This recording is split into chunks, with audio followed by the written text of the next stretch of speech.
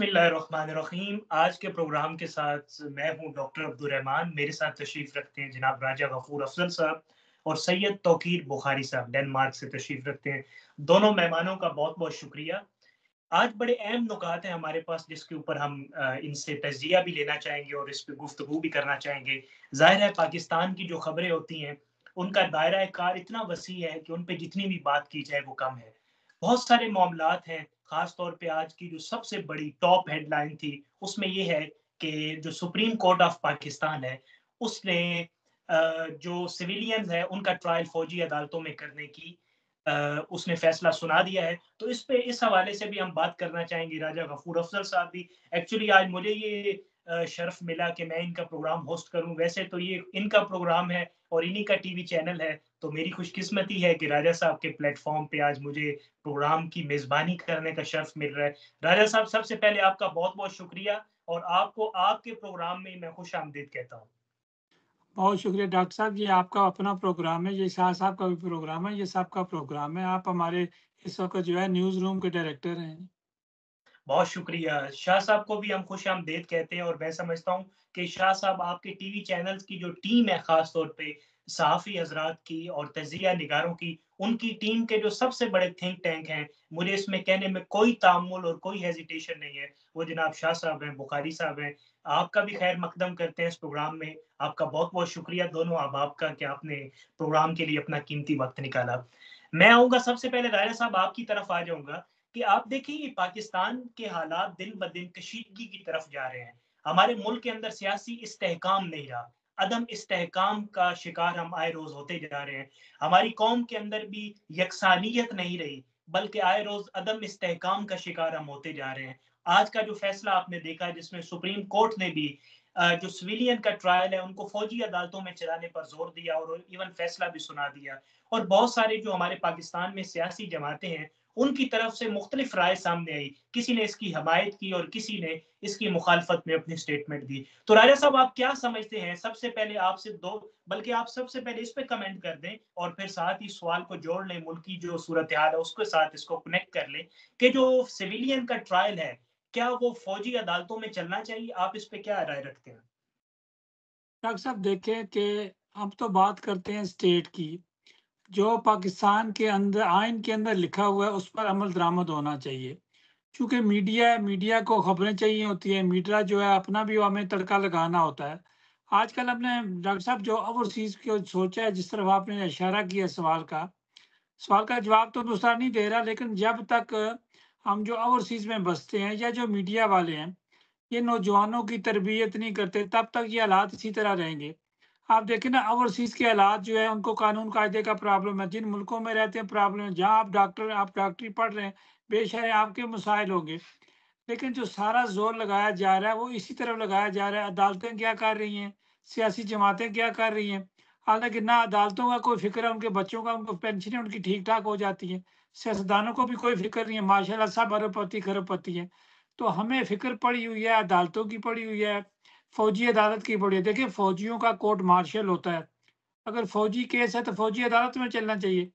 या तो इतनी जो है सिविलियन जो हमारी पार्लियामेंट इतनी तकड़ी हो, इतने तकड़े कानून बनाए, उनसे भी आइन पर अमल दरामद करवाएँ और खुद भी इस पर करें। तो मैं तो हूँ कि जो आइन के नीचे काम होता है, वो सबसे बेस्ट रहता है। जी, ठीक कहा आपने। चलें इसी सवाल का जवाब क्विकली हम शाह साहब से भी ले लेते हैं, उसके बाद फिर हम जो मुल्क की अंदर जो एक सियासी अदम इस्तेहकाम की सूरत-ए-हाल है, हम उस पे भी आएँगे और फिर ज़ाहिर है डेनमार्क की भी कुछ गरम-गरम खबरें हैं और आलमी सतह के पे भी बहुत सारी चेंजेज़ हो रही हैं। आपको जी, पता जी। है कि मुल्क की जो दुनिया भर में मुख्तलिफ ममालिक हैं, वो आपस में भी कशीदगी का शिकार हैं। इसके अलावा आलमी सतह पे भी एक ऐसी जंग छिड़ चुकी है, जहाँ पे बहुत सारी तब्दीलियाँ रूनुमा हो रही हैं। ख़्वाह वो रूस का खित्ता हो, सेंट्रल एशिया का खित्ता हो या यूरोप की मामलात की बात कर लें या अमेरिका की बात कर लें, तो हर जगह पे एक नई तब्दीलियाँ रूनुमा हो रही हैं। हर रोज़ एक नई चीज़ देखने को मिलती है। आज की जैसे कि गरम एक बहुत टॉप हेडलाइंस में एक खबर थी कि रूस के साथ एक बहुत बड़ा मुआहदा हो गया भारत का और पर फी बैरल जो है वो $5 उनको तेल सस्ता दिया जाएगा। तो यहाँ पे पाकिस्तान के लिए भी एक अलमिया है और उसको भी एक सोचने की यहाँ पे एक सोचना चाहिए कि ये क्या एक ऐसी डेवलपमेंट हुई है, हमें उसका कितना फ़ायदा होगा और कितना नुकसान होगा। सबसे पहले शाह साहब से सेम ही क्वेश्चन उसी का जवाब लेना चाहेंगे कि जो राजा साहब ने भी इस सवाल का जवाब दिया। जी शाह साहब। जी, बिस्मिल्लाहिर्रहमानिर्रहीम। सब लिसनर और नाजरीन को मेरी तरफ से अस्सलाम वालेकुम। राजा गफूर साहब ने बहुत अच्छी और बड़े मुतबर तरीके से सवाल का जवाब दिया है, लेकिन मैं कोई थोड़ी सी तफसीर में जाना चाहूँगा कि फौजी जो ट्रायल कोर्ट्स होते हैं उसके अंदर सिविलियंस का ट्रायल क्यों होना ज़रूरी है। क्योंकि आप ये देखें कि मैं खुद फौजी ऑफिसर का बेटा हूँ और मैंने 1958 का भी माशाल्लाह देखा है और उसके बाद दूसरे भी माशाल्लाह देखे हैं। फौजी ट्रायल्स के अंदर ये होता है कि अगर आपके पास सरमाया है या नहीं है, लेकिन आपको वकील भी फौज का होता है और सज़ा देने वाले भी फौज के होते हैं। वो सबसे पहले तफ्तीश को मुकम्मल करते हैं और उसके ज़रिए सज़ा देते हैं। अब सिविलियंस को हम किस चीज़ से मुराद लेते हैं? सिविलियन में जासूस भी आते हैं, सिविलियंस में जो एमईएस और दूसरे आगे पीछे जो इनके क्लब्स होते हैं, जो इनके मैसेज होते हैं, जो इनके शॉप्स वगैरह होती हैं, इनके अंदर सारे सिविलियंस काम करते हैं और सिविलियन प्रोडक्ट जो है उसको बेचते हैं। अगर उनसे कोई ऐसी जासूसी का एलिमेंट्स या कोई ऐसी चीज़ हो जाती है तो उसका ट्रायल जो है वो आइन के अंदर बाकायदा फौज को दिया गया है कि भाई आपको ये आपके महकमे की जासूसी कर रहे थे या आपके अदारे को ख़राब कर रहे थे, तो ये उसके अंदर हाँ उसको उसके बाद सज़ा के बाद उसका जो ट्रायल है उसको हक हासिल है कि वो हाई कोर्ट के अंदर और सुप्रीम कोर्ट के अंदर एज ए सिविलियन पर्सन अपना केस जो है सज़ा सुनने के बाद उसको लेके जा सकता है। और ये है वो आर्मी का। ये तो बिल्कुल राजा गफूर साहब ने सही बात की और मैंने मुख्तसर तरीके में समझाने की कोशिश की और ये होना चाहिए। अगर ये ना होगा तो आपको पता है कि हमारी वो कैंट्स जो हमारे ज़माने में सिर्फ फौजियों की पनाह गाहें होती थी, फौजी वहाँ पे रहते थे, तो ये भट्टू साहब के ज़माने में इसको सिविलाइज थोड़ा सा किया गया, लेकिन जब नवाज शरीफ साहब आए तो इसको टोटल ओपन कर दिया गया कि हर आदमी जो है वो घर खरीद सकता है कैंट के अंदर और उसकी कोई इतनी ज़्यादा प्रॉब्लम नहीं थी। जी डॉक्टर साहब। ठीक है, बिल्कुल ये ज़ाहिर है आपने दुरुस्त फरमाया, हम इस पे भी आएँगे बाद में। ये एक तफ़सीलन आपने एक अच्छा जवाब दिया। तो राजा साहब मैं आपसे पूछना चाहूँगा कि आप देखें, एक तरफ जो कुछ सियासी जमातें हैं, वो ये चाहती हैं कि हम डायलॉग करें, हम टेबल टॉक पे आएँ और हम नेगोशिएट करें डॉक्टर साहब ताकि पहले मुल्क वज़ाहत की करते ये सियासी जमातें हैं, खाली पेपरों में सियासी जमातें हैं। जी देखिए, इस तरह तो फिर हर सियासी जमात के ऊपर से वो एक पर्दा उठ जाएगा। तो हम ज़ाहिर है इसकी जो पर्सनल है उस पे तो है, माहियत पे या हैयत पे तो बाद में आएँगे। लेकिन पहले मैं आपसे ये पूछना चाहूँगा कि क्या मुल्क के जो इस्तेहकाम है, मुल्क को अगर हमने मज़बूत करना है, तो उसके लिए क्या सियासी जमातों का डायलॉग ज़रूरी है? या वो मुस्तकबिल या पहले भी जिस तरह आपको पता है, पास्ट में सियासी जमातें एक-दूसरे को चोर और डाकू कह के एक-दूसरे से बात करने के लिए कतराती थी। लेकिन वही सियासी जमातें आज शायद किसी को अपना मफाद होगा और किसी को नहीं होगा, लेकिन फिर भी वो आज मुल्की इस्तेहकाम की बात करती हैं। वो सब कहते हैं कि हमने मुल्क को आगे लेके चलना है और मैं समझता हूँ कि मुल्क को आगे लेके जाने के लिए यही एक बेहतर चीज़ है कि सब जमातें अपने-अपने इख्तिलाफ़ात भुला के मुल्क की तरक्की के लिए, मुल्क की सालमियत के लिए एक टेबल के ऊपर बैठ के सब लोग मुज़ाकरात करें, टेबल टॉक करें। आप इस पे क्या कहेंगे राजा साहब कि डॉक्टर क्या साहब ये आपका ज़रूरी बड़ा रेलेवेंट सवाल है, आपने बड़ा अच्छा सवाल किया है। बेसिकली ये तो सारी रजिस्टर्ड जो हैं वो सियासी जमातें रजिस्टर्ड हैं। पार्लियामेंट में इलेक्शन जीत कर आई हैं तो सियासी जमातें हैं। तो जमहूरियत की तरफ जाना चाहिए, डायलॉग होना चाहिए जब तक ये इकट्ठे नहीं बैठेंगे। डॉक्टर साहब देखें ना, आप इस वक़्त कहाँ बैठे हुए हैं, मैं कहाँ बैठा हूँ, शाह साहब कहाँ बैठे हुए हैं। तो हम अपने-अपने नज़रियात रखते हैं, हमारे अपने-अपने ख़्यालात हैं। हम सियासी जमातों की भी बात करते हैं, लेकिन ज़्यादा सियासत आपको डॉक्टर साहब पता है मैं डेनमार्क की करता हूँ। लेकिन जब तक ये सियासी जमातें बैठेंगी, सियासी जमातों से मुराद क्या है? पीटीआई एक बड़ी जमात है, नून लीग एक बड़ी जमात है, पीपल्स पार्टी एक बड़ी जमात है। ये हुकूमतें, तीनों जमातें हुकूमतें भी कर चुकी हैं। इसके अलावा जो मजहबी सियासी जमातें, वो बड़ी जमातें हैं। तो ये जब तक इकट्ठी नहीं बैठेंगी, मैं आइन की इसलिए बात की थी, जो आपने पहला बेसिक सवाल किया था, कि जब तक ये आइन के नीचे नहीं आएंगे, तो बाकी जो है बातों से तो गुजारा तो नहीं चलेगा। ये सारी सियासी जमातें मेरे और आपकी तरह, शाह साहब की तरह इकट्ठी बैठे, इसी तरह बैठे, डायलॉग करें। नवाज शरीफ साहब, इमरान खान साहब, फजल रहमान साहब, डॉक्टर तारिक अल कादरी साहब, चूंकि वो डॉक्टर है, पीएचडी उन्होंने की है, डॉक्टरेट उनको, इसलिए बेसिकली वो डॉक्टर नहीं है, लेकिन उन्हें भी लाइव टीवी पे लेना चाहिए। जरदारी साहब को भी लेना चाहिए, शहबाज शरीफ साहब को भी, इमरान खान साहब को भी। ये जब तक पब्लिक के सामने, अपनी आवाम के सामने एक दूसरे के साथ डायलॉग नहीं करेंगे, तो इनके चेहरों के पीछे जो चेहरे हैं वो आवाम को नजर नहीं आएंगे। जी, बिल्कुल, बिल्कुल, मैं समझता हूँ कि देर आए दुरुस्त आए। देखें, डायलॉग हमारे मुल्क के लिए बहुत ज़रूरी है। हमने सबने एक-दूसरे को चोर और डाकू कह के भी देख लिया है, एक-दूसरे से लड़ाई है। हमने हमने सारे वो कार्ड अपने खेल रही हैं कि जिस कार्ड से हम अपनी सियासी दुकानदारी चमका सकें, अपना चूरन बेच सकें और अपना बयानिया बेच सकें। सब हमने करके देख लिया है, लेकिन अल्टीमेटली अवाम को इससे नुकसान हुआ है। हमने अब वो पॉलिटिक्स करनी है जिससे अवाम को फ़ायदा हो, अवाम की फलाह व बहबूद के लिए हम एक कदम आगे की जानिब बढ़ें। सारे अपने मफादात पीछे की तरफ छोड़ते हुए हमने मुल्क की तरक्की का, मुल्क की सालमियत का और कायदे-आज़म का पाकिस्तान बनाने के लिए सब जमातों को हमें एक टेबल के ऊपर बैठना पड़ेगा। बैठ के हमें नेगोशिएट करना पड़ेगा। अपने माज़ी के इख्तिलाफ़ात को भुला के आगे बढ़ना पड़ेगा। मैं बिल्कुल क्विकली इस पे एक छोटा-सा कमेंट लेने के लिए मैं शाह साहब की तरफ भी आऊँगा। शाह साहब, आप क्या कहेंगे कि क्या सियासी जमातों को इसके ऊपर टेबल टॉक के ऊपर आना चाहिए? बिल्कुल जी। ये तो हमारे दीन का पहला सब्जेक्ट ही ये है। आपको याद होगा कि फतह मक्का के ऊपर नबी पाक मोहम्मद सल्लल्लाहु अलैहि वसल्लम ने अबू सफियान को और मीर माविया को, जो कि अबू सफियान कातिल थे मीर हमजा के, आपके चचा के, तो उन्होंने जब वो आए थे तो हज़रत उमर ने तलवार खींच ली। ये हिस्टोरिकल चीज़ है, लेकिन आपने नबी पाक सल्लल्लाहु अलैहि वसल्लम ने कहा कि नहीं, यहाँ पे बात होने आ रही है और ये कलमे की बात हो रही है, तो बैठने दें।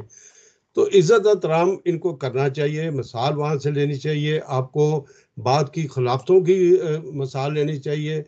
आपको दुश्मन के साथ भी बैठ के, जब तक आप पॉलिटिक्स कर रहे हैं, पॉलिटिक्स का मतलब क्या है? दुश्मनी नहीं, ज़ाती दुश्मनी नहीं, आप सियासत करें।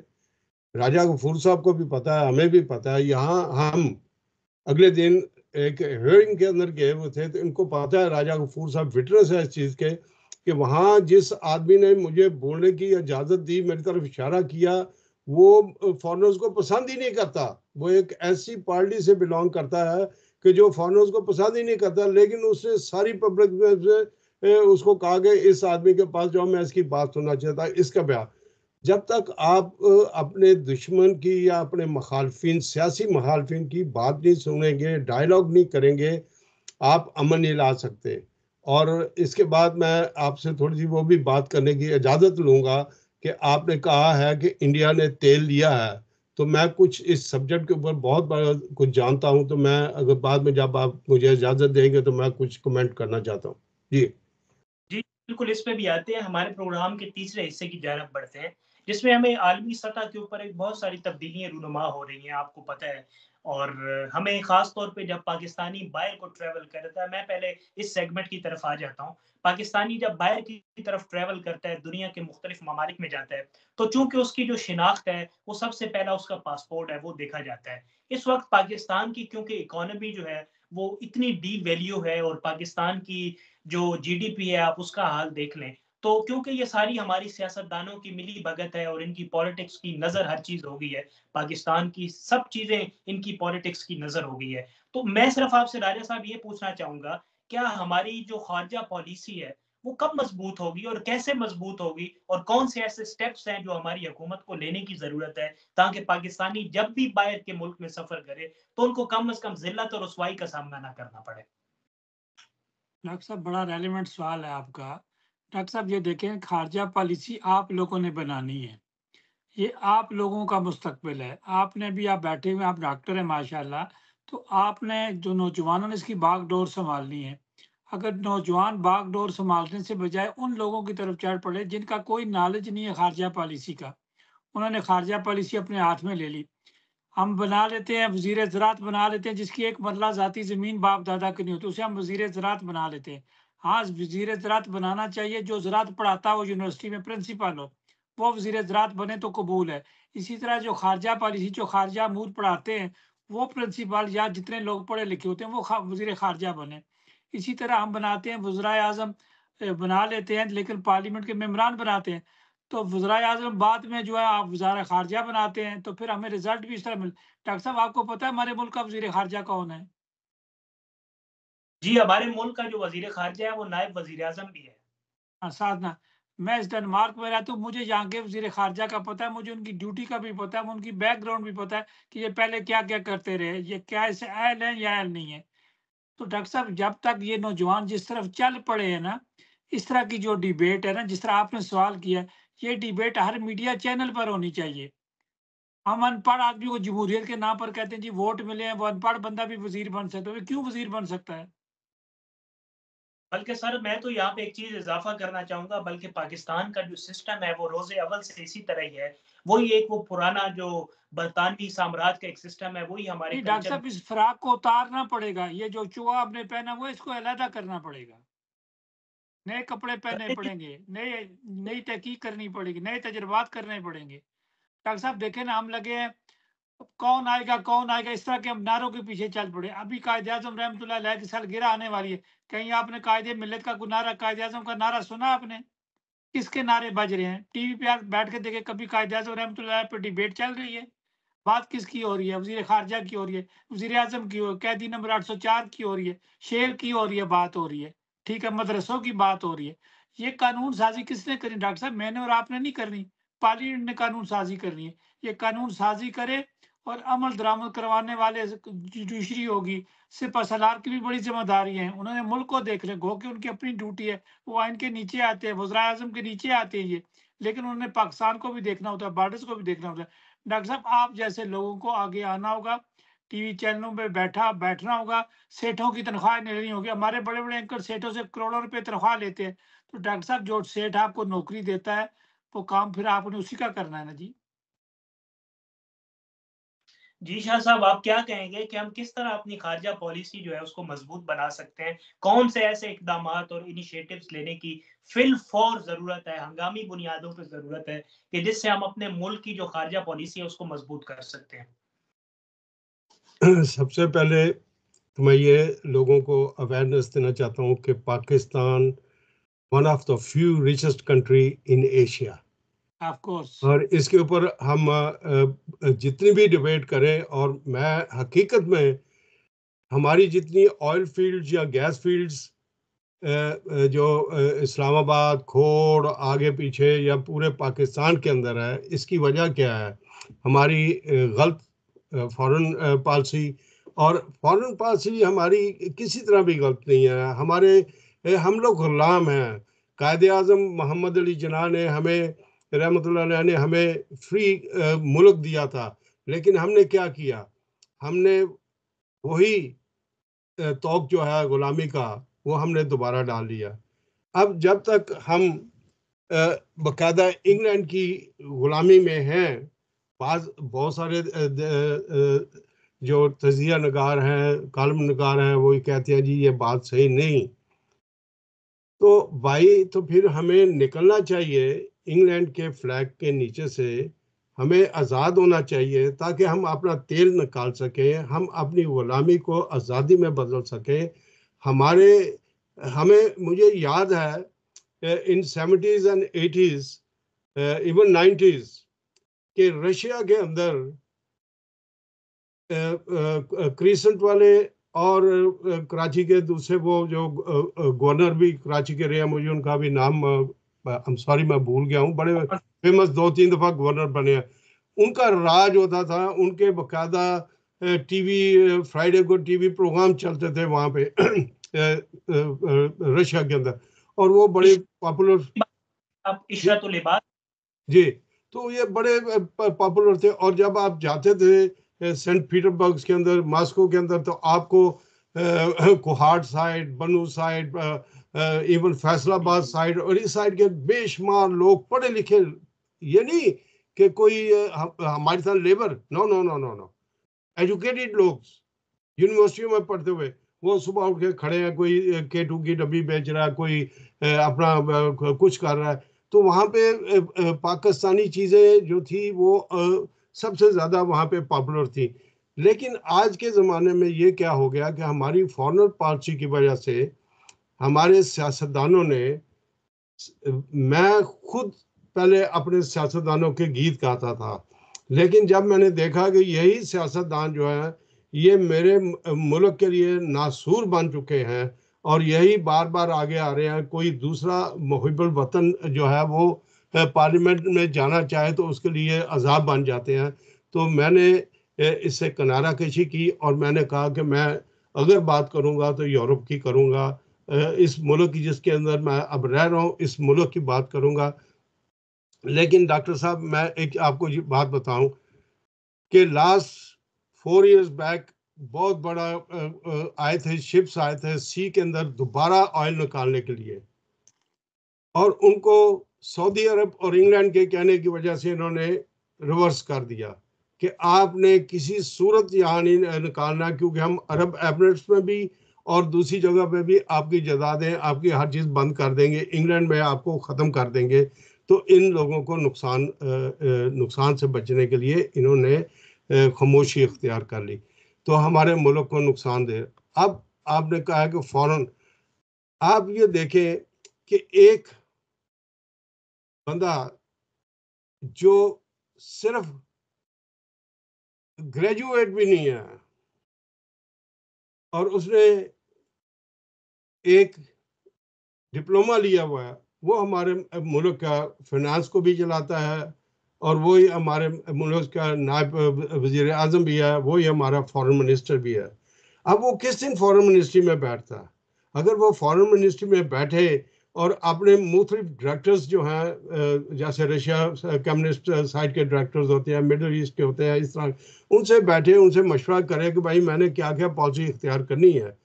आप ये देखिए कि हमारे डेनमार्क के अंदर, स्वीडन में, जर्मनी में, इस वक्त मैं 2 घंटे पहले बात कर रहा था, जर्मनी में डॉक्टरों की किल्लत है, लेकिन वो हमारे डॉक्टरों को एक्सेप्ट नहीं कर रहे, क्योंकि पाकिस्तान के अंदर कोई, या हमारी फॉरेन मिनिस्ट्री ने कोई ऐसा सिस्टम नहीं तैयार किया कि हमारे डॉक्टरों को जो है वो वैलिडेट करे कि भाई ये डॉक्टर्स ओरिजिनल है, इनकी इतनी प्रैक्टिस है, ये वो, बल्कि वो उल्टे उनसे पैसे मांगते हैं और वो प्रेशराइज होकर वो बेचारे यहाँ पे सिमें बेचने पे तैयार हुए हैं।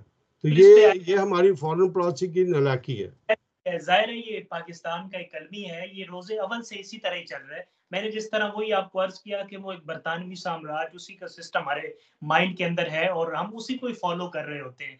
यानी आप देख रहे हैं कि एक थर्ड क्लास जिसकी कोई क्रेडिबिलिटी नहीं है, एक MNA, एक MPA जिसकी क्वालिफिकेशन मिडल है या मैट्रिक है, खैर वो मुशर्रफ साहब के दौर के बाद फिर उन्होंने ग्रेजुएट किसी भी MNA को इलेक्शन लड़ने के लिए वो लाजमी करार दे दिया, तो अब वो फिर जाली डिग्रियां बनाने पे आ गए। इस तरह के लोग इलाके का जो CSS का इम्तिहान दे के असिस्टेंट कमिश्नर बनता है, डिप्टी कमिश्नर बनता है, किसी मुकाबले का इम्तिहान दे के SP बनता है, या कोई भी आपकी इंतजामिया के किसी भी ओहदे पे आता है, उनको चलाने के लिए, सिस्टम को रेगुलेट करने के लिए ये थर्ड क्लास जाहिल, इलिटरेट, निकम्मे, बदमाश और हराम खाने वाले सियासतदान उन पढ़े लिखे लोगों को, जिन्होंने अपनी जिंदगी के ऊपर अपने आप को सक्सेसफुल आदमी बनाने के लिए करोड़ों रुपए खर्च किए हुए होते हैं और मुकाबले का इम्तिहान देके एक ऑफिसर बनते हैं। ये हमारे मुल्क का बदकिस्मती से एक निजाम है। वो गोरे ने कहा था कि अंग्रेजी बोलो, अंग्रेज ना बनो। हमने बदकिस्मती से ये किया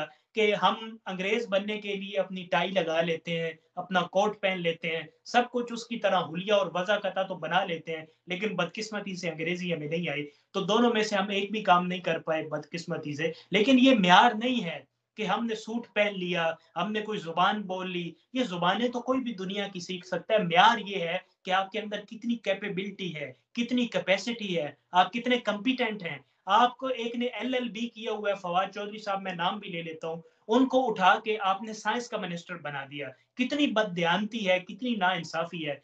इस तरह किस सोसाइटी के अंदर इमेजिन किया जा सकता है कि जिस तरह राजा साहब ने भी अपनी गुफ्तगू में ये बात मेंशन की कि एक बंदा जिसका वो सब्जेक्ट ही नहीं है, जिसके पास कभी एक किला या 1 एकड़ जमीन नहीं रही हो, उसको वजीरे जनाब ज़राअत बना दिया और उसको जनाब ये जिसने बंदे ने एबीसी नहीं पढ़ी सब्जेक्ट की, एनाटॉमी की, उसके अलावा फिजियोलॉजी की, पैथोलॉजी की, उसको उठा के सेहत का वजीर बना दें। ये किस मुल्क में होता है? ये सिर्फ पाकिस्तान में होता है। बदकिस्मती से राजा साहब की वही बात कि हम सबको अगर इस सोसाइटी को ठीक करना है तो हमें अपनी अपनी सतह पे कंट्रीब्यूशन करना है। लॉ बनाने का काम पार्लियामेंट का है, वो पार्लियामेंट करे अपनी जगह पे, सियासत करे अपने घरों में, लेकिन कम से कम हमारी ग्रास रूट लेवल तक आवाम को इतना अकोमोडेट कर दे कि जो वो डिजर्व करते हैं उनको उनके तमाम राइट्स का महकूम मिल सके। मैं चाहूंगा कि अब आखिरी कमेंट लेने के लिए मैं राजा साहब की तरफ आऊं ताकि हमारे पास वक्त थोड़ा है, प्रोग्राम का वक्त खत्म भी हो रहा है। और राजा साहब, आप जो डेनमार्क की पॉलिटिक्स है, जो गर्मा गर्म खबरें हैं, उस पर अगर आप आखिरी कुछ कमेंट्स देना चाहें तो फिर मैं शाह साहब से पूछूंगा। चलें शाह साहब से ये ले लीजिए या कमेंट्स, चूँकि डैनिश खबरों की तरफ ये आज इनको 2 मिनट दे देते हैं। मैं जो इसको क्लोजिंग रिमार्क्स में अपने दूँगा। डॉक्टर साहब देखिए, एक कानून है यहाँ डेनमार्क में पेंशन का। जब आपकी आप जब क्लोजिंग आपकी रिमार्क्स उम्र में चलिए ये पहले क्लोज़ आपने करना है, मैं अपनी तरफ से कह रहा हूँ। कि चलें यहाँ जी जी कानून है एक पेंशन का, जब पेंशन की उम्र होती है तो ऑटोमेटिकली आपको पेंशन के सारे कागज़ात आपको मिल जाते हैं। बाय पोस्ट आपको आ जाते हैं, ईमेल में आपके कागज़ात आ जाते हैं। कभी आपको पेंशन होगी, अब आपको तनख्वाह नहीं मिलेगी, पेंशन मिलेगी। अगर आप नौकरी करना चाहते हैं, आपको फर्म अपनी जहाँ भी आप जॉब कर रहे हैं, वो आपको जॉब देना चाहते हैं, तो आप पेंशन ना लें, आप जॉब कर सकते हैं। लेकिन हमारे पास सियासतदानों का आपने ज़िक्र किया था, वज़राए ख़ारिजा का आपने ज़िक्र किया, ख़ारिजा पॉलिसी का ज़िक्र किया था। डॉक्टर साहब, जिस मुल्क के सारे एक्सपायर हो चुके सियासतदान, पार्टियों की जो लीडरशिप है, सब पेंशन की उम्र से बहुत ज़्यादा क्रॉस कर चुके हैं। लेकिन जब किसी फौजी की एक्सटेंशन होती है 2-3 साल के लिए, तब पूरा मुल्क हिल जाता है, जिसको क्यों एक्सटेंशन दी गई। आप देखें, हमारे जरदारी साहब की उम्र देखें, नवाज शरीफ साहब की उम्र देखें, इसी तरह इमरान खान साहब की उम्र देखें, मौलाना फजल रहमान साहब की देखें। चलिए ये सारे पेंशन की उम्र के हैं, तो ये पेंशन लेंगे तो आप जैसे लोगों को मौका मिलेगा। डॉक्टर साहब, आपकी बारी कब आएगी? हम आपको जगह देंगे तो आपकी बारी आएगी ना। आपने कहा प्रोग्राम, मैंने कहा आप प्रोग्राम न्यूज़ के डायरेक्टर हैं, आप सवाल करें हम पर। जब आप नौजवानों के हाथ में कुछ देना ही नहीं चाहते, मैं कहूँ जी मैं बैठ जाता हूँ, शाह साहब बैठ जाते हैं जी, मैं बड़ा हूँ जी, आप डॉक्टर साहब बच्चा बन के बैठे। क्यों भाई बच्चा बन के? आपकी तालीम मुझसे ज़्यादा होगी, ठीक है? तो आप जैसे लोगों को ये जॉब मिलने चाहिए। हमें हुकूमत वक़्त से कहते हैं, हम स्टेट के साथ चलने वाले लोग हैं। डॉक्टर साहब, जब तक ये नौजवानों को अपना पता नहीं चलेगा हमारी ड्यूटी क्या है, हमने करना क्या है। हम यहाँ बैठा हुआ, मैं डेनमार्क में, शाह साहब, हमें अपने बच्चों का फ़िक्र करना चाहिए या यहाँ की डेनमार्क की सियासी पार्टियों की तरफ जाना चाहिए, अपने बच्चों को इस तरफ राग़िब करना चाहिए। हम उनको हकूक़ लेके देने जा रहे हैं। मैं मिसाल देता हूँ, नवाज़ शरीफ साहब की मिसाल देता हूँ, बड़े अच्छे इंसान हैं, बड़ी सड़कें बनाई, एटमी धमाका किया, बड़े उनके कारनामे उनके नाम हैं। लेकिन उनकी औलाद अरबपति, खरबपति है। उनको अपनी औलाद का कोई फ़िक्र नहीं है। उनकी बेटी वज़ीर आला है, उनका भाई वज़ीर-ए-आज़म है। मेरे बच्चे सुबह कॉलेज में जाते हैं या स्कूल में जाते हैं या कोई डॉक्टर है, जो कुछ भी है, लेकिन वो यहाँ के निज़ाम के अंदर रहते हैं। उनको फ़िक्र पड़ी है इमरान खान की, उनको फ़िक्र पड़ी है नवाज़ शरीफ साहब की, ज़रदारी साहब की फ़िक्र पड़ी है। मीडिया को फ़िक्र पड़ी है, ये अरबपति है, खरबपति है, लेकिन रात को इनके घरों में बैठे होते हैं, इनके ड्राइंग रूम में बैठे होते हैं। जी डॉक्टर साहब। जी हाँ, फिर वही बात आ जाती है कि हमें कम से कम जो है अपना मुआवज़ा खुद करना है। अकाउंटेबिलिटी के जो पाकिस्तान के इदारे हैं, उनको हम ही ने चलाना है। और जब तक हमारा मैं बल्कि आपके लफ्ज़ के साथ एक लफ्ज़ का इज़ाफ़ा करूँगा, बिल्कुल हम स्टेट के खिलाफ नहीं हैं, लेकिन हम स्टेट किसको कहते हैं? स्टेट उसको कहते हैं जो लॉ के ताबे होती है, जो पाकिस्तान का आइन और मंशूर के ताबे होती बिल्कुल, है, उसको रियासत राइट। कहते हैं। लेकिन जो सियासी जमातों ने इसको अपना बना दिया है, हम माज़रत के साथ हमेशा से डॉक्टर साहब, उसको माज़रत कंडेम के कर साथ सियासी जमातों को अपने आइन का नहीं पता, उन्होंने क्या आइन बनाया हुआ है। जी, जी, ऐसा ही है। मैं उन्हीं की तरफ इशारा कर रहा हूँ कि उन लोगों ने हमारे मुल्क की अपनी सियासत की नज़र इस पाकिस्तान को कर दी है। काश कि वो स्टेट होती कि जो कायदे-आज़म का पाकिस्तान था, जो कानून और मंशूर के अंदर चीज़ें आर्टिकल्स में लिखी हुई हैं, काश हमारी रियासत उसी के ऊपर चलती तो आज हमारी अदालतें मुल्क दुनिया भर की अदालतों में सबसे लोएस्ट रैंक्स ना रखती होती। इसी तरह हमारे पाकिस्तान के और भी इदारे हैं। बदकिस्मती से हमें इसके ऊपर गौर करने की ज़रूरत है, जो हमारा मुल्क जिस डगर पे चल पड़ा है। मैं डेनमार्क की खबरों से मुतल्लिक जो क्योंकि हमारे पास 1 या 2 मिनट है गालिबन, हम प्रोग्राम क्लोज़ कर रहे हैं, तो मैं शाह साहब की तरफ शाह साहब क्या कहेंगे डेनमार्क की खबरों के ऊपर? और इसका आलमी सतह डेनमार्क की खबरें, मैं सिर्फ आपको ये कहना चाहता हूँ कि कोई ऐसा प्रोग्राम रखें जिसके ऊपर हम कॉमनवेल्थ कंट्रीज को डिस्कस करें, ताकि लोगों को एक ब्रॉडर जो है वो पिक्चर मिल सके कि हम क्यों इस दफ़ा गुलामी की जंजीर में बैठे हुए हैं। डेनमार्क के अंदर जो सबसे बड़ी, मैं आपको काट रहा हूँ, बिल्कुल हम हफ्ते में इंशाल्लाह हमारा जो चैनल है, हम राजा साहब से इस हवाले से बात हो रही थी, तो हम इस पे मुख्तलिफ जो फॉर एग्जांपल अगर सहाफ़ियों का आलमी दिन था तो हम किसी जर्नलिस्ट को लेंगे, अगर कोई सेहत के मुतालिक कोई इसका आलमी दिन आएगा तो हम किसी स्पेशलिस्ट एक्सपर्ट डॉक्टर को लेंगे। तो इंशाल्लाह हमारा चैनल इस किस्म का जो मालूमाती प्रोग्राम है वो हफ्ते में 1-2 प्रोग्राम हम देते रहेंगे इंशाल्लाह। जी, तो आप वेलकम है। राजा साहब को कह दीजिएगा मुझे किसी वक्त ही मैं हाजिर हो जाऊंगा। डेनमार्क की जो न्यूज़ है वो सबसे बर्निंग न्यूज़ तो यह है कि जो इन्होंने सबसे पहले हम लोग जो हैं वो जिस मुल्क में भी रहते हैं उसके कानून को, उसके आइन को हम नहीं पढ़ते, और हम समझते हैं कि हम पूरे लॉज को हम जानते हैं। इस मुल्क ने हमें इजाज़त दी क्योंकि इनका आइन जो है उसको कहते हैं उमर लॉ। तो मैं सबसे पहला बंदा था जो राजा साहब के रेडियो पे मैंने ये ऐलान किया कि इनका कॉन्स्टिट्यूशन जो है वो उमर लॉ है। अब यहाँ मसाजिद की इजाज़त थी, लेकिन हमारे लोगों ने बेनिफिट हासिल करने के लिए कल्चर सेंटर्स बनाए, और कल्चर सेंटर्स की वजह से अब ये दबाव में आ गए हैं, बड़े ज़बरदस्त प्रेशर्स में आ गए हैं, और इनको जो है पाबंदी लगने का बहुत ही हम ये कह सकते हैं कि पानी गर्दन नहीं बल्कि नाक तक पहुँच चुका है। नंबर 2 पे शाह साहब मैं सॉरी आपको बात का, डॉक्टर साहब मुझे इजाजत है शाह साहब से बात पूछ लूं मैं?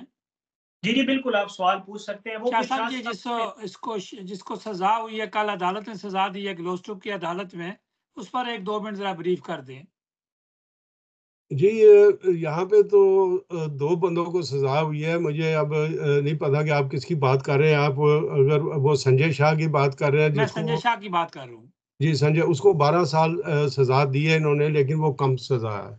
उसने यहाँ पे जर्मनी में, यहाँ पे पूरे यूरोप के अंदर अरबों डॉलर्स की जो है वो बिलियंस डॉलर्स की जो है उसने टैक्स में हेरा फेरी की और मुख्तलिफ फर्मों को साथ लेके गया। अभी उसको सजा हुई है। अब जब वो गड़ा खोदेंगे तो उस गड़े के अंदर जो दूसरे लोग शामिल हैं उनकी भी बारी जो है वो सूनर और लेटर वो भी है। यहाँ पे इन्होंने एक नया लॉ जो है उसको मुतारफ किया है। ये कानून तो था लेकिन इतना जालिम नहीं था। अब इन्होंने ये कह दिया है कि जिस बंदे को किसी भी हालत में सजा होती है, यहाँ पे 2-3-4 महीने के लिए वो जेल जाता है, तो उसको डिपोर्ट कर दो, उसको अब इस मुल्क में रहने की इजाज़त ना हो। आगे ये होता था कि कोर्ट इजाज़त देते थे। वहाँ पे हमारे लोगों में स्लीपिंग पिल खा कर, यहाँ जैसे कि वो शेख रशीद कहता है सत्तू पी के सो गए ने, हम लोग सत्तू पी के सोए हुए हैं हमारे लोगों पे। इस पे बात के ऊपर सिर्फ यहाँ पे राजा गफूर का एक चैनल है या इस बंदे को हमदर्दी है तो ये बात करता है, रात को मुझे भी किसी वक्त भी उठा लेता है, कहता है शाह जी आके इसके ऊपर बात करें। दूसरी चीज़ यह है कि 1 जनवरी से इन्होंने बहुत ज़्यादा सख्ती कर दी है। इन्होंने जो इलेक्ट्रिक की गाड़ियाँ हैं, ऑलरेडी अगर आप राजा साहब के घर की तरफ जाएं या दूसरी जगह पे नैरोब्रो सेंटर कोपेनहेगन में जाएं तो वहाँ पे उन्होंने लिख दिया है कि ये जो है यहाँ पे जो इलेक्ट्रिक गाड़ियों के साथ दूसरी गाड़ियाँ जो है वो एंटर नहीं हो सकती इस पूरे इलाके के अंदर। उन्होंने बोर्ड लगा दी है। तो ये 1 जनवरी से इस इलाके के अंदर लोग नहीं जा सकते। अब वहाँ पे जो हज़ारों के हिसाब से, लाखों के हिसाब से लोग रह रहे हैं जिनके पास इकोनॉमिकली वो बहुत ही ये चले गए हैं, वो ये गाड़ियाँ जो पेट्रोल गाड़ियाँ, डीजल गाड़ियों उनको कहाँ करेंगे। तो ये एक बहुत बड़ा जो है प्रॉब्लम, ये जो पीडीएम की गवर्नमेंट है, मैंने इसका नाम रखा हुआ है पीडीएम की गवर्नमेंट जो डेनमार्क में है, ये तीनों जो है इस वक्त फसादात पैदा करने जा रहे हैं और बहुत ही मुश्किलात में जो है वो फॉरेनर्स और डेनिशों दोनों को डालने जा रही हैं। तीसरे नंबर पे इन्होंने एक और बात की है, वो है कि अगर आप कुछ अरसे के लिए बगैर बताए मुल्क से किसी दूसरे मुल्क में छुट्टियों पे चले जाते हैं और आप यहाँ पे कोई किसी किस्म का बेनिफिट ले रहे हैं तो उससे ये होगा कि आपको जितने भी अरसे पीछे आपके पासपोर्ट चेक होंगे, आपके सारे सिस्टम को चेक किया जाएगा और फिर देखा जाएगा ये कितने दफ़ा इसने ये ट्रैवल्स किए हैं, तो वो सारे के सारे पैसे जो हैं वो सिर्फ उस पीरियड के नहीं बल्कि सारे के सारे जहाँ पे आपने वो फंड्स लिए हैं वो वापस करने पड़ेंगे। और अगर वो नहीं दे सकता तो उसकी वाइफ या हस्बैंड या उसका बच्चा जो भी काम कर रहा है वो पे करेगा। और ये जो कवानीन है इनको रोकने के लिए हम तो ये रिक्वेस्ट कर सकते हैं कि भाई यहाँ के जो पाकिस्तानीज हैं वो वेकअप हों और ये चीज़ सिवाय एक बड़ी डेमोन्स्ट्रेशन के ये चीज़ नहीं रुक सकती और इसके लिए हमें इकट्ठा होना पड़ेगा। बिल्कुल ठीक आपने कहा, पाकिस्तानियों को अपने हुकूक लेने के लिए ज़ाहिर है एक एहतजाज और प्रोटेस्ट का रास्ता इख्तियार करना पड़ेगा और बिल्कुल ज़रूरी है। ज़ाहिर है जहाँ तक ये राजा साहब ने भी इस खबर के हवाले से पहले तज़किरा किया, ये डेनमार्क की तारीख का सबसे बड़ा एक फ्रॉड है और 12 साल उसको कैद की सज़ा सुना दी गई है। ये जो संजय शाह जिसका आपने ज़िक्र किया, इंडियन है। जी, जी, इंडियन है। तो ज़ाहिर है ये एक बहुत बड़ी खबर है डेनमार्क की और सबसे बड़ी खबर मैं इसको कंसिडर करता हूँ और मुल्क की तारीख का टैक्स की मद में एक बहुत बड़ा ये फ्रॉड हमें सामने आया है। इसको सबसे पहले मेरा ख़्याल है इस खबर को हुकूमती सतह पे रिलीज़ करने के बाद सबसे पहले राजा साहब ने पाकिस्तान के मीडिया के ऊपर इसको ब्रेक किया है। इसके ऊपर भी राजा साहब को हम खराज तहसीन पेश करते हैं। ज़ाहिर है सहाफ़ती जो आपका कद-काठ होता है वो इसी से ही पता चलता है कि आप पाकिस्तान के अंदर बाहर पाकिस्तान से रहते हुए किस तरह आलमी खबरों को भी और पाकिस्तान की सियासत को भी एक थाली में अपने हाथों के सामने देख रहे होते हैं। जी राजा साहब, हम क्लोजिंग की तरफ जा रहे हैं। अगर जी आप डॉक्टर कुछ साहब आखिर क्लोजिंग की तरफ जा रहे हैं, इंशाल्लाह आप क्लोज आप करते हैं प्रोग्राम। इजाफा आप कुछ करना चाहें तो आप कर सकते हैं। जी मैं सिर्फ एक रिक्वेस्ट करना चाहता हूँ जितने भी हमारे बहन भाई यूरोप में या दुनिया में कहीं भी पाकिस्तान से जो बाहर रह रहे हैं, हमें मिलजुल कर अपनी जो पावर हमारे पास है, यानी कि हम इकोनॉमिकली भी और अपने एडवाइस के ज़रिए भी हमें ये कोशिश करनी चाहिए कि हम मीडिया पे आएँ और ज़्यादा से ज़्यादा अपने मुल्क के लिए अवेयरनेस करनी चाहिए, क्योंकि पाकिस्तान ही वाहिद एक ऐसा ज़रिया है। अभी आपको पता है कि PIA जिसको रोक दी गई थी उसकी प्राइवेटाइजेशन, लेकिन अब उसको दोबारा किया जा रहा है और ये बड़ी लेटेस्ट खबर है और ये बड़ी अंदर से खबर आई है कि अब उनको रूल्स मिल गए हैं। इस पे भी प्रोग्राम बिल्कुल करेंगे। राजा साहब मैं आपकी तरफ आऊँगा, अगर आप क्लोजिंग कुछ रिमार्क्स देना चाहें तो आप दे सकते हैं, फिर हम प्रोग्राम को क्लोज करते हैं क्योंकि टाइम बहुत ज़्यादा हो गया। डॉक्टर साहब मैं तो हमेशा नौजवानों के हक में रहा हूँ, नौजवानों को सपोर्ट करता हूँ, सारी ज़िंदगी मैंने नौजवानों को सपोर्ट किया। डॉक्टर साहब आप कितनी दूर बैठे हो, क्या आपको तनख्वाह मिल रही है, क्या आपको कोई पैकेज मिलता है?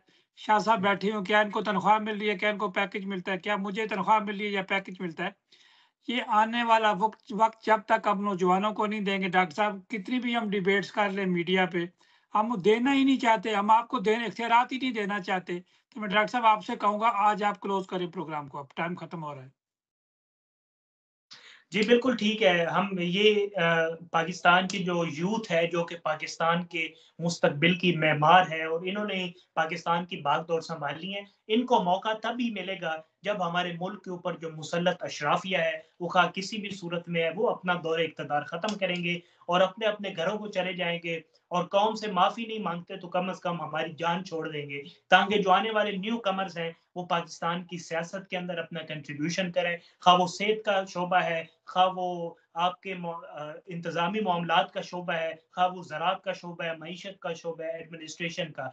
किसी भी शोबे के अंदर मेरा ख़्याल है न्यू कमर्स जो हैं उनको मौका देना चाहिए, ताकि वो अपनी तमाम तर सलाहियतों को बरूए कार लाते हुए पाकिस्तान की मईशत के अंदर, पाकिस्तान के इंतज़ाम के अंदर, पाकिस्तान के हर तरह के मामलात के अंदर, सियासत, मुआशरत, मईशत, सियाहत, हर तरह के शोबे के अंदर वो अपना कंट्रीब्यूशन अच्छी तरह से कर सकें और इंशाअल्लाह ऐसे ही होगा। मुस्बत राय का इज़हार करते हुए अपने इस प्रोग्राम के इख्तिताम की तरफ बढ़ रहे हैं। आज आपने नाज़रीन प्रोग्राम देखा, मिला-जुला इन्फॉर्मेशन का प्रोग्राम था और टीवी आपकी आवाज़ के ऊपर इस तरह के प्रोग्राम्स आप पहले भी देखते रहते हैं और आने वाले वक़्तों में इंशाअल्लाह मज़ीद इस तरह इंफॉर्मेशन से भरपूर प्रोग्राम्स जो हैं वो आपको देखने को मिलेंगे। हमारे साथ पहले भी आप देखते रहते हैं कि रेडियो पे भी, और फिर हमने एक आगे कदम बढ़ाते हुए आपकी आवाज़ टीवी जब लॉन्च किया तो दुनिया भर से हमारे साथ मेहमान जो हैं वो खा अमेरिका हो या ऑस्ट्रेलिया की ठंडी हवाएं हो या रशिया की ठंडी ठंडी फिजाएं हो, पूरी दुनिया से इस प्लेटफॉर्म के ऊपर मेहमान इकट्ठे होते हैं,